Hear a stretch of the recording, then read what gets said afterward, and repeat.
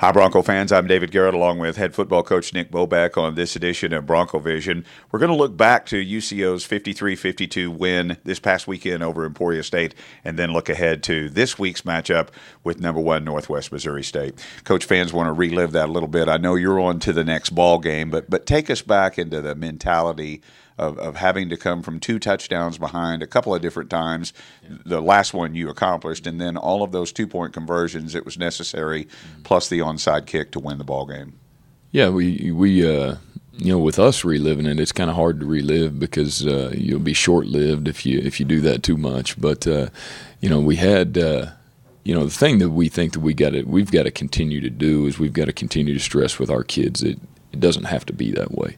We were up 15 points at one point in the first half and had a chance to be up even more than that. And I think those are the things that you have to look at. Yes, we were able to come back. We were able to do some of the things at the end of the game that we needed to do. But, if we just finish what we started in the first half, it never gets to that. And it made for excitement and all those type of things. But, that's a tough way to win a football game. Your fans want to know, though, when you're coming from behind, is there someone on the sideline thinking these are the formulas now that we'll need to win? Or do you approach each of the challenges in getting points or an onside kick or whatever as they approach you? In other words, is there a formation that you're going through of these are the things that we'll need now to put together? Because it obviously had to work in successive order and correctly for you to win. Yeah, and we felt towards the end of that football game when we pulled within 7 there at the end of the game, we knew we were going to go for 2. We talked about it over the headsets, myself and Coach Hood, and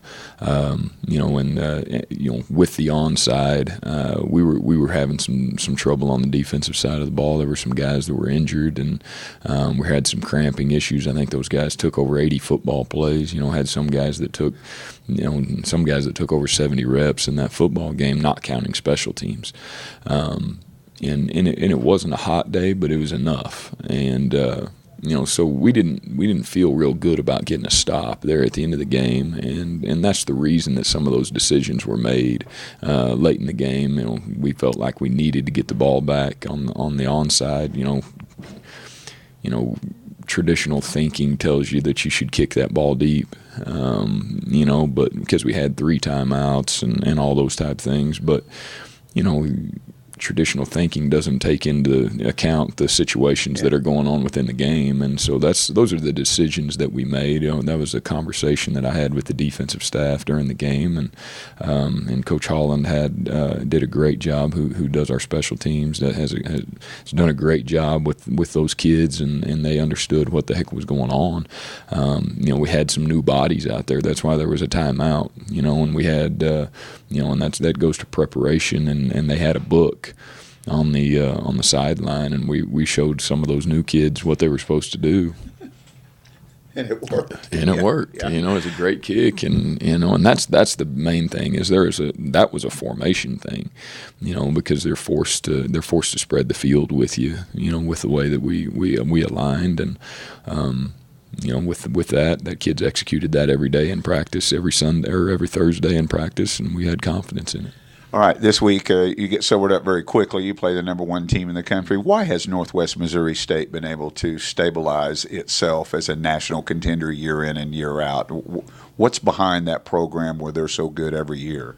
Well, I think it all started with Mel Churchma. When he started that thing a long time ago, they were not traditionally one of the better football teams in the country, but now they've got a 35-game win streak, and they've won the last 2 national championships, and it's a fun place to go play, and it's fun for them to come to our place and play too. But and you see the measuring stick of what it needs to be in Division II football, and those guys have done a great job with every coach. Coach Wright is now doing a good job with that group, and it all starts on the defensive side of the ball for them. And they've done an unbelievable job on the defensive side of the football, and it's not necessarily complicated. It's just physical, and the game always comes back to physicality. No matter what schematics are, whatever it is, it still comes back to physicality and people getting to the ball, and they do a good job on the offensive side of the ball with that as well. And they put pressure on you on special teams. So that's really kind of what you get. It's not fancy. It's not it's not something that you'll look at and they're gonna wow you with schematics or anything like that. It's those kids just play hard and they believe in what they're doing. They're tough kids, and I don't know that you can give a coach a better compliment than that.